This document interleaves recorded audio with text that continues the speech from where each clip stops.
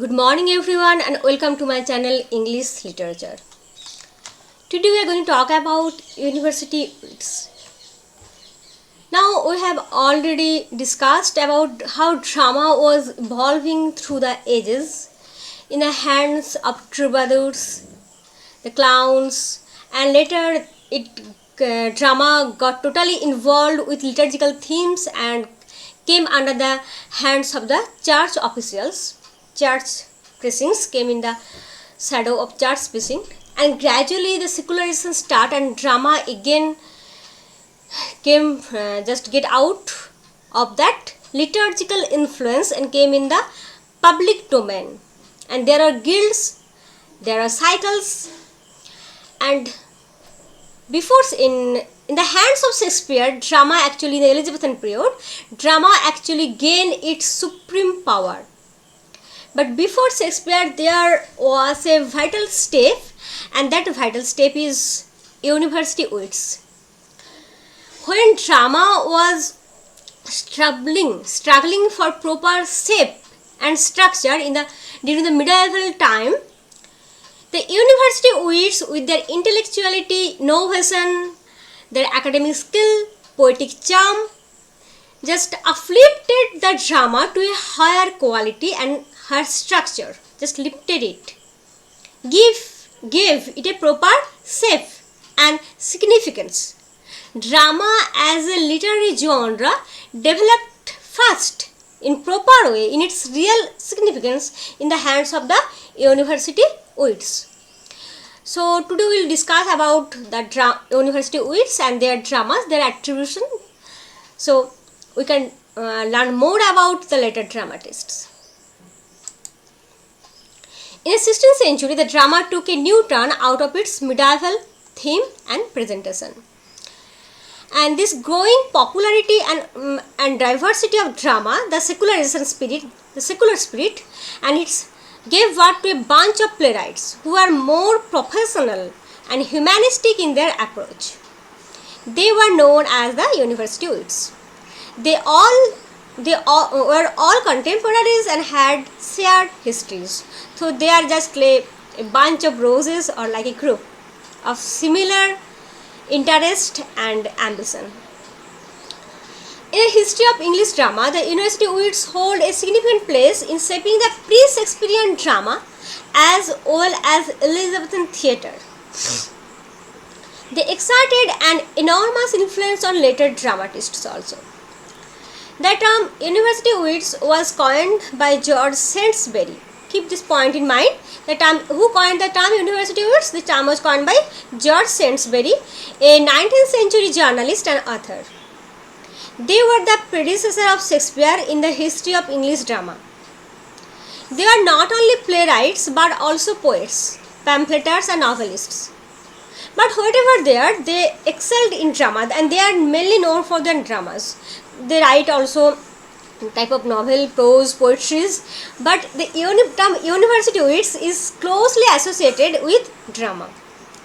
They are called university wits as they were educated at the University of Oxford and Cambridge, except for Thomas Kidd. So this is very important to keep in mind.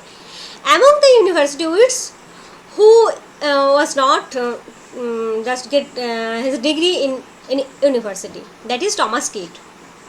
Among the WH words, which word is not start with W? Do you remember? That is how I just remember this. I often ask in the class. So like that, among the university wits, which person is not educated from any university? And among them, Chritopher, Marlowe, Robert Greene and Thomas Nash were from Cambridge. John Lilly, Thomas Lodge and George Peele were from Oxford. So you have also to keep in mind this thing. They are all contemporaries. They are strongly associated with English theatre and stage. They often collaborated on some of the plays. You will find that some of the plays they collaborate with each other. They invented new features in the drama, taking the inspiration from classical playwrights and mingling them to their own. So for the first time, their importance lies there. For the first time, they infused the classical theme or classical thought or the classical ideologies and mixed them with their Renaissance spirit, with their English spirit. So classic and English spirit, these both amalgamated in their hands. The common characteristics they shared: they are university scholar except Thomas Kidd. They started their profession centering London theatre. Their fondness for heroic themes. The protagonists are larger than life.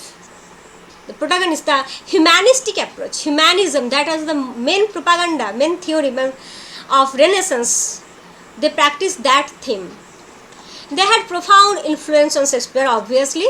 They shaped Elizabethan and later dramas with their active ingredients. In a word, in their hands, drama evolved in its original shape and structure. Their language is long, melodramatic speeches, spectacular presentation, bombastic dialogues, magnificent epithets trumpeted in their plays, coarse and immature humor. They preferred tragedy over comedy. Now we will discuss about them and their works one by one. The publication dates may vary from source to source as they are mostly based on conjecture. Some dates may not be matched with other books. But anyway, you can just give a conception about the time and date of publication. Now, at first we will get Chritopher Marlowe. He was a central figure of University Wits. He excelled in writing tragedy. So Marlowe is mostly known for his tragedies. In Marlowe's hand, the later English tragedy just get its first prominence. It's correct and not correct in the sense, but it's just magnificent structure, that how far a tragedy can reach, how far a tragedy can stir a human heart in its presentation through dramatic performances. That first proved by Marlowe. And that is his dramas, which often called Marlesque or one-man type of tragedy, because we find that in his dramas the characters are evolved around one human character, and like Tamburlaine, Dr. Faustus, Edward II. So these are his best known works. And you can say that Marlowe revolutionized the concept of tragedy, and Marlowe's heroes are larger than life. They are the Renaissance spirit. They just represent the Renaissance humanity, Renaissance spirit. And Marlowe infused in his character life and vividness. These themes were not found in the medieval period's tragedies. Now John Lilly, he was a leader of the University Wits. He established prose as the right medium of expression. He is the sole representative of romantic comedy. So Lilly's name is associated with romantic comedy, whereas Marlowe's name is related to tragedy. He is the first master of prose style in English comedy. Lilly refined the English drama and took it out of the ale house into the presence chamber. Effused, the anatomy of wit, effused, and in England. So he is the creator of euphemism. So who is the creator of euphemism? What is euphemism? The indirect or less severe way of expression without being harsh or unpleasant in behavior. Suppose you are telling that he has died. You can tell it less severely that he had passed away. He has breathed his last in. These are called euphemism. So Marlowe is the creator of euphemism. You have to keep in mind. Other dramas: Endymion, The Woman in the Moon, Love's Metamorphosis, Alexander Campus Speed and Diogenes, Sappho and Phao, Galathea, Midas, all these are Lilly's work. George Peele handled blank verse more competently. Okay, I have forgotten one thing to tell here in Marlowe, that Marlowe just, in Marlowe's hand you find the renovation of blank verse. Okay, renovation of blank verse in Marlowe's tragedies. And George Peele also, the Announcement of Paris, the famous chronicle of King Edward I, and there is a list, you can go through it. Old Wives' Tale was the first English play to embody literary criticism. Though most of his works are disarrayed, Peele had a clear vision of literature as an art. Now Robert Greene's work, you can see he is famous for his numerous prose works. So in the time of Elizabethan prose, we will also discuss about Robert Greene. His important plays are Farbreaker and Farbanger, All and Furioso, The Comical History of Alphonsus, or King of Aragon. And these are the other dramas. Thomas Nash, the famous The Unfortunate Traveller, or The Life of Jack Wilton. You have to keep in mind the both names. You can ask that what is the other name of the life of Jack Wilton or The Unfortunate Traveller. Again, you will find that in their dramas there is two names. The Comical History of Alphonsus, who the King of Aragon, it is not. But in here I find that there is two names in one drama. Now Thomas Lodge, his two famous works are The Wounds of Civil War and Rosalind, If's Golden Legacy. And it is the source of Shakespeare's As You Like It. So Thomas Lodge's Rosalind is the source of Shakespeare's As You Like It, and you find that in As You Like It Shakespeare there is a character named Rosalind. He collaborated with Shakespeare in Henry VI and with Greene in A Looking Glass for London and England. He is famous for his response to Stephen Gowson's School of Abuse, where Gowson condemned stage plays. This is important. Response to Stephen Gowson's School of Abuse.